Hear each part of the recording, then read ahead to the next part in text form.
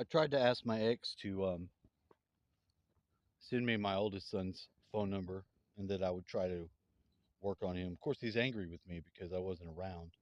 Now, I wasn't around because his mother got on the stand and lied, tried to have me put in prison. She lied. And then she didn't even remember what she lied about. She didn't remember what she said. They literally told her what to say, made it up. And she embellished some stuff. So that was about the straw for me. That was the straw for me. I couldn't be around her no more. I had to leave. And I moved here. And here is about as far away as you can get from Houston without somebody following you behind. That's what my dad said. And he's about right. He's about right. Let's have more fun Friday facts about life. I want to share about life, the life that I experience, the life that I live, and the facts. Now, I'm outside waiting for ride to work. I have car. I cannot afford to get fixed and drive. Because why? Well, because all the money that I make to have a real job, they would take half of my money. It would not be, it doesn't end up being enough money. If half your money is gone, say you have a $10 an hour job, but you can only make $5 an hour.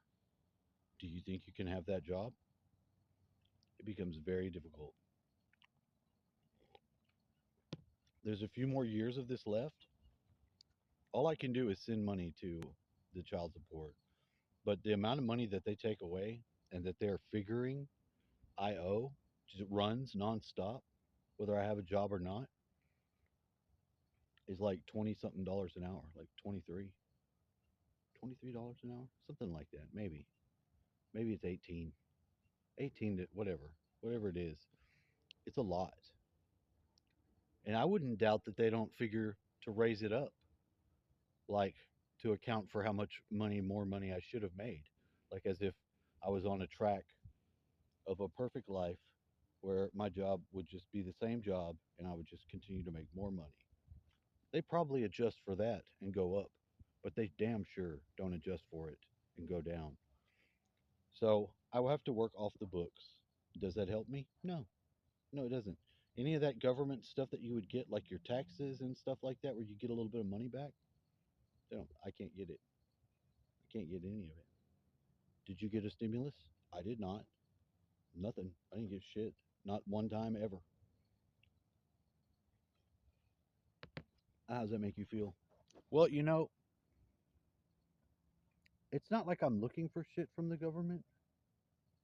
Only when times when I can qualify for something do I really want to get it. But since I'm so juxtaposed, I can't qualify, and I end up paying some money for taxes, but I can't do a refund because then they'll want me to pay so much more, and I don't have it.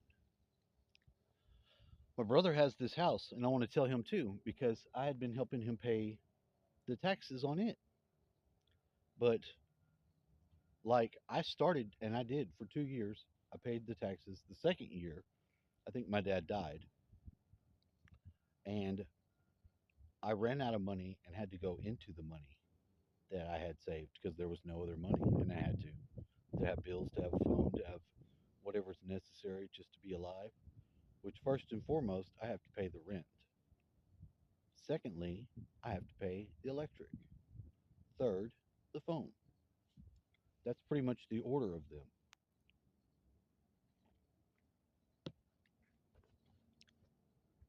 By that time, my money's whittled down. And no, there's not enough to drive or put the car together and legalize it. There's not. It's not.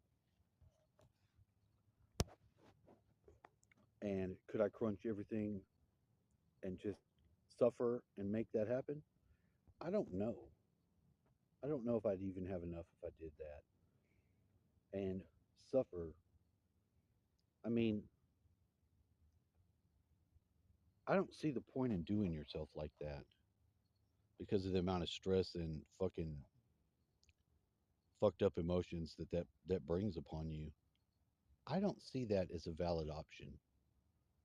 Now maybe I'm wrong. Maybe I'm not caring enough, but I don't care. I don't like it when people try to judge um, my situation, or and it's me that does it.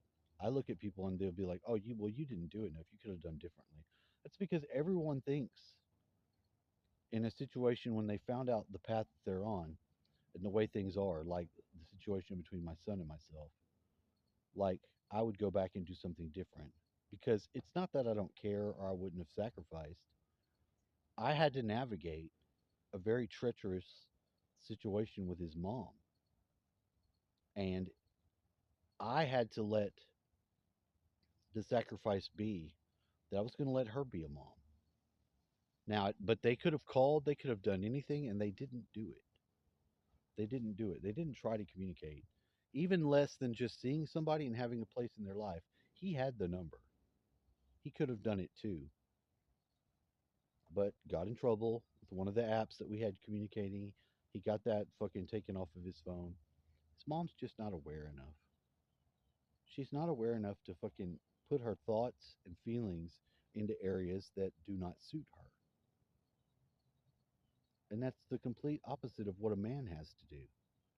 You have to put yourself in your mind and your imaginal uh, um, blueprint plans version of yourself into these scenarios so that you can plot out which ones may or may not work. You have to strategize in life to some degree.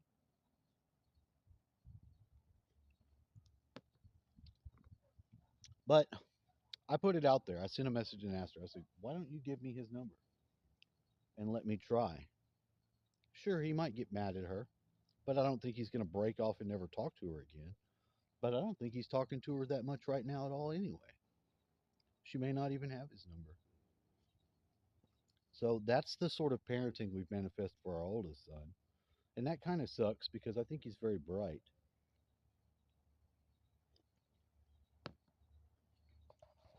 But I think he's making improper use of his anger and just that, that young male energy that's sort of fiery and violent, wants to fight. There's always this contention between yourself and your father. Now, me, I got through it with my father. And my father, he really did. He had a completely different view of his son. Like, he had no idea how much I actually cared about him. Like, he did not. He did not. He really didn't. I read things that he wrote, and he thought of me as like a roommate that he would have to have, I guess, because he was my dad. And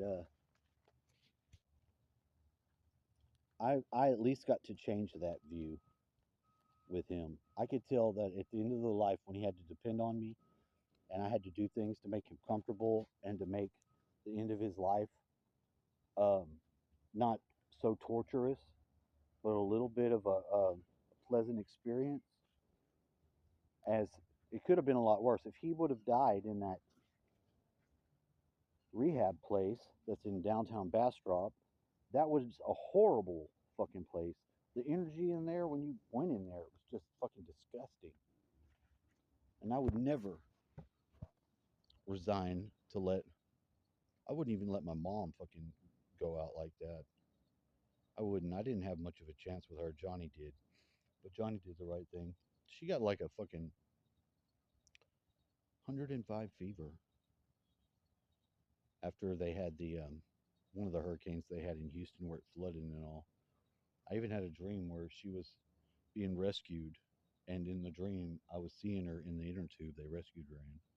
So it was kind of cool. My mom's actually come through in the dreams, and I think she's working on my brother because he got driven into a bio ditch and off the road with my mom driving, drove him into a bio that was cold water, and the car was filling up with water, and he was waiting for it to fill up so he could open the door. You know, insane. And then he had a panic attack the next time when he crossed by it because he had just died. He had just died. So I mean, the night before. So imagine that. I can imagine that. And I told him That's the way it does feel to have that um, experience of going into the water, and your psychic nature is kicking on because of this stuff with the sun, all these energies that are raising up. You have to deal with your psychic nature being able to perceive those things that are real and know that they're real, that it's not your imagination. And that's a pickle too.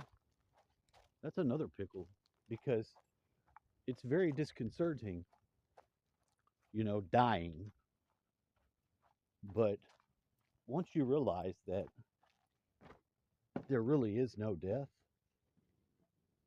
how much then can it be hard? How hard is it then? It's not hard at all. You know. Now there's torture where somebody can physically try to keep you alive and do you pain. But that's not the death that most people are going to have. It's going to be a transition out of this life that's going to be just like fading. When you black out, you fade out, you start to fade back in somewhere else. You're going to fade back in somewhere else, whether you have your body or not. You may not, but you'll be able to go on your way. The light body that you have, you would have always had. You just may not have used it in your physical life to any degree or not, but you could have. You could have. That's the amazing thing. We have more potential than we realize. And by connecting and communicating, we do afford each other different possibilities that we don't if we stay closed mouthed, not fed. Anyway, that's my video. I hope you get a little insight. I hope it helps you some. And have a nice Friday.